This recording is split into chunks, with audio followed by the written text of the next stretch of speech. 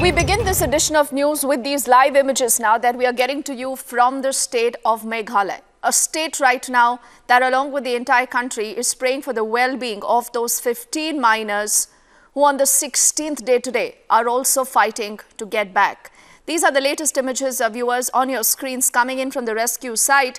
In fact, we do know now that the Odisha Fire Services team and expert divers of the Indian Navy are at the spot. They are a part of the rescue operations. Now, our colleague Akshita has been reporting relentlessly for the last 3 days of everything that you need to know on that story, and she joins us live right now. Akshita, what's going on?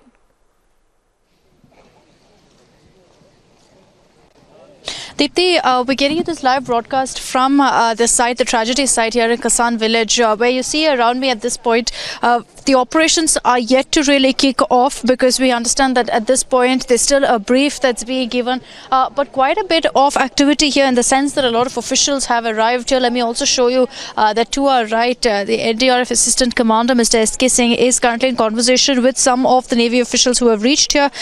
There is another delegation of the Indian Navy that will be arriving here very shortly, and that is the team with the expert divers as well. At this point, even as we continue to get you these live visuals, let's show you around here. The Coal India officials have also reached, all of them now gathering here as we understand that there will be a detailed meeting about how to take things forward, how to ensure that they can go about this relief and rescue operation to ensure that they can complete it in the coming days. It is going to be a hard task, Deepthi. We've seen a lot of challenges, not just speaking about the remote location, but also the fact that there is absolutely no blueprint of this particular illegal coal mine. But you see around me that the district administration has also gathered. The SP, Mr. Sylvester, has also reached here. So they are all getting a sense of really what's happening around. But we know that in a few hours from now, the entire Navy delegation will be here. What we're being told essentially at this point, Deepthi, is that while the officials are all coming together and having this conversation right now about how really they're going to go about this entire operation, we also know that there are going to be these divers who come here. They are going to have a lot of other equipment that includes underwater cameras. The plan at this point, what we're being told, is that those cameras will be taken down to get a sense of exactly what is the build of this particular mine. With regards to the details also of those rat hole tunnels, there's a lot of speculation at this point also on whether the water that's coming in, if they do manage to pump it out, whether there will be more water that gushes in from the hole, from where the water was leaking in the first place. So that's something they need to address as well. But let's also show you what's happening out there. At this point, they've not yet kicked off the operations, but what they're doing is they're essentially preparing to ensure that they can start off the operations in a bit from now. All the pumps are still awaited. About 10 pumps, we understand, have reached with the Odisha Fire Services team. There will be a lot more that are coming in, and we've already seen that there are experts, mining experts, the likes from Coal India as well as Kirloskar, who've made their way here, who are also giving their expert opinion on how they believe this entire rescue operation should go about. Keep in mind, a lot of other options have already, been ruled out. The likes of using sonar technology to get a sense of exactly how this mine is built has been ruled out simply because of the fact that this mine is very, very narrow as it goes deeper down.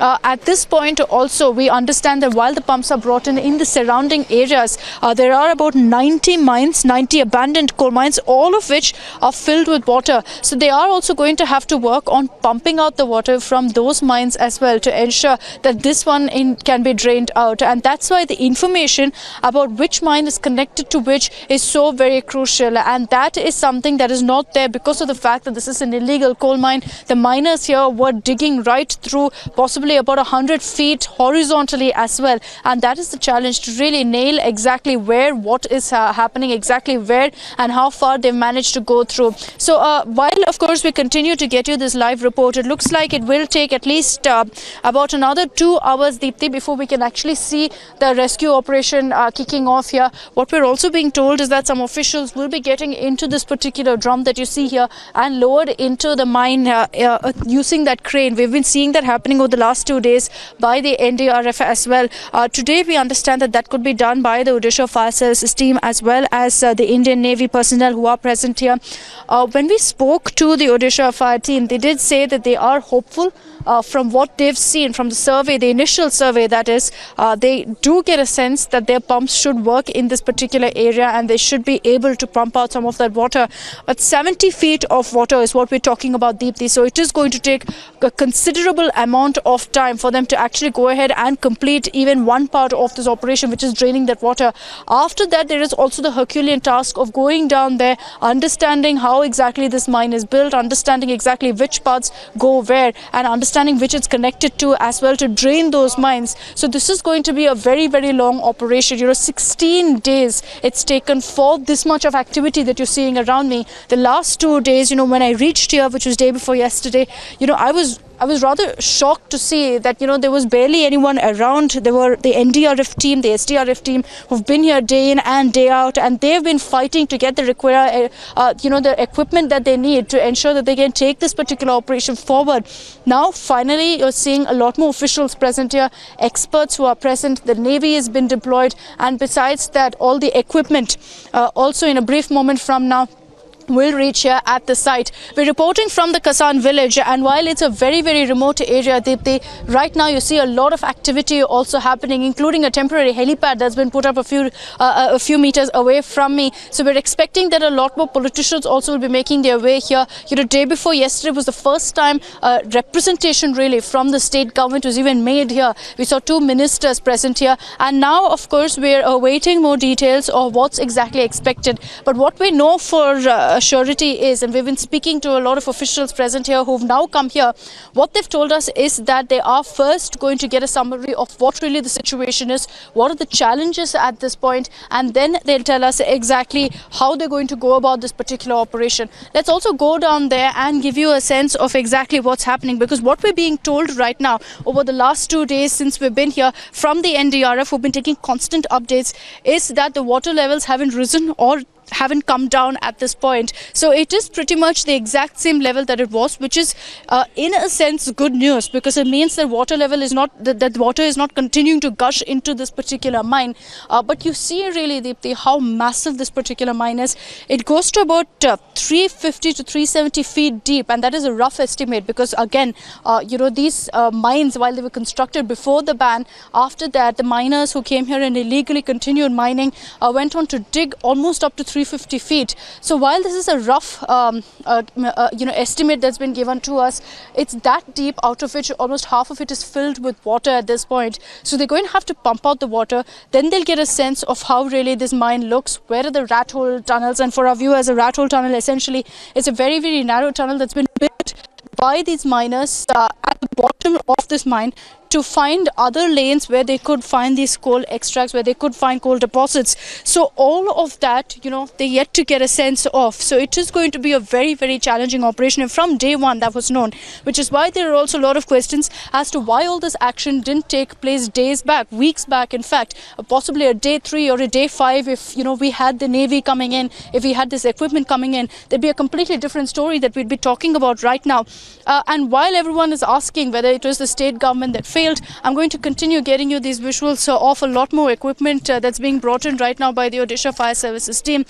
They are bringing in a lot of ropes. They're bringing in a lot of the equipment that they will need to make these pumps also function. You've got all of those pipes being brought in, those inflatable pipes that will be used. We understand that these are the ones that will be lowered into this particular coal mine and then used to pump out the water. They brought about 10 pumps is what we're told. When we spoke to this particular team, they told us that they are bringing in a lot of equipment from Odisha that they've managed to bring down here, including about 10 pumps. And besides this, we're expecting more pumps also to reach very, very shortly.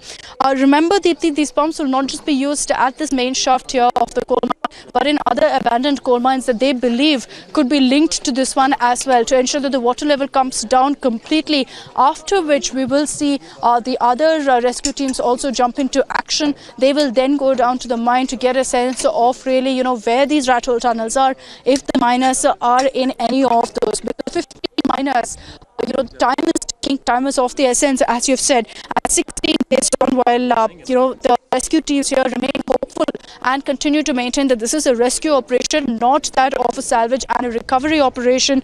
Time clearly is running out at this point, and they will need to work fast, will need to work methodically as well, because this is a very, very crucial operation and a very, very difficult one, unprecedented in a sense. When I've been speaking to so many of the teams and the officials present here, Deepti, we've seen a narrative over the last few days where a comparison is being made to what happened in Thailand, to that Thai cave rescue. And there is absolutely no comparison that can be drawn. For starters, that was a cave with air pockets. This is a vertical mine that goes down to 350 feet. There is no question of air pockets in this particular case. But they are saying that maybe one of these miners, all of these miners really managed to get through to the rat hole tunnels and somehow managed to survive, because they are saying that there's no question of any of the miners really being stranded in the main shaft itself where we are. But this is the equipment that's being brought in. You see their generators also are being pulled out of the truck. High power generators will be needed, of course, to power those. They will be using this at the main shaft here, but many other pumps, as I told you earlier, will be used at other coal mines as well, abandoned coal mines filled with water.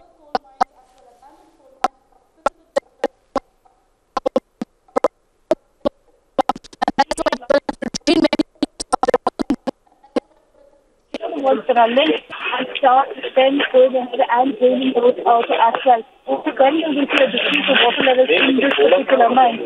And that's why also, the input that this particular team gets from the experts is well about really the fair levels so far about this particular situation. So as we speak now, you see the NDRF, the SDRF, the Odisha Fire Services team, a delegation of the Navy personnel, another delegation is expected shortly. All of them are present here along with the district administration, closely tracking all the developments that take place here. All right, Akshita, we keep looking at these live images and also your reportage as we stay with the story. But at the end of it, Akshita, it's important, I think, to have some bit of contact with these miners, the 15 of them. We are looking at a lot of these deep diving sets now that are on the spot, the fire teams, the Navy divers. But has there been absolutely any contact established yet with these miners, Akshita?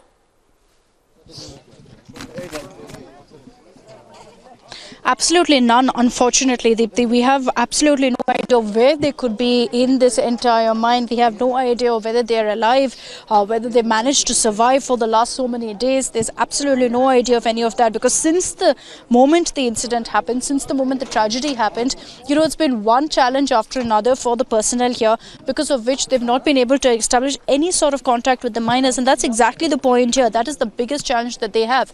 The fact that there is no blueprint of this particular coal mine because it's illegal. Also the fact that they have no idea exactly where these tunnels could lead to, whether these miners have managed to get into the tunnels, all of them in one. Is it if every one of them mines? Because keep in mind that in the main shaft itself, remember there were 20 miners who went down. 5 of them managed to come out because they were in the main shaft, and even these miners, they used the same type of that bucket that you see there, which lowers the NDRF personnel. The miners too used a similar bucket to go in and come out of this 350 feet deep mine.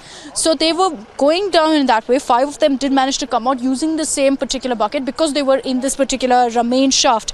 The others, we're being told, were in the tunnels, and that's why they couldn't come out. But so far, there's absolutely no contact that's been established with any of them.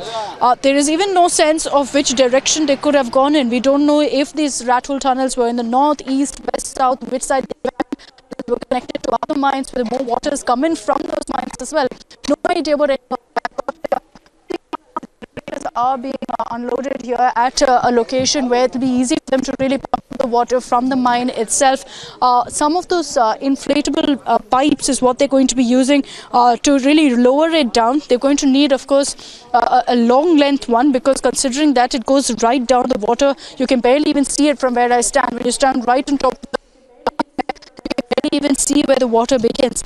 And there is a lot of water that needs to be pumped out. We're being told that the water is going to be let off in the river that's very close by. And from there, and this is the Lytton river from which water had actually entered this particular mine. So the water is going to be let back into the river. But as I told you, the challenge here will be, number one, to ensure that once the mine doesn't collapse. That is a serious danger that could happen. But at this point, the officials who are present here are hoping for the best. These are visuals that we're getting to you of the generators that are being pulled out right now to in fact power those pumps that will be used. These are, we understand, about 63 horsepower pumps that have been brought to the fire service system. More pumps are also on the way, and as I told you earlier, these pumps will be put at different locations to ensure that they can pump out water not just from this particular mine, but also from others. Okay. All right, Akshita, it's a long day ahead. We seriously hope and pray there is some bit of good news at the end of these 16 days. Finally, things have started to move. For the moment, thank you, Akshita. We'll keep tracking more of that story with you.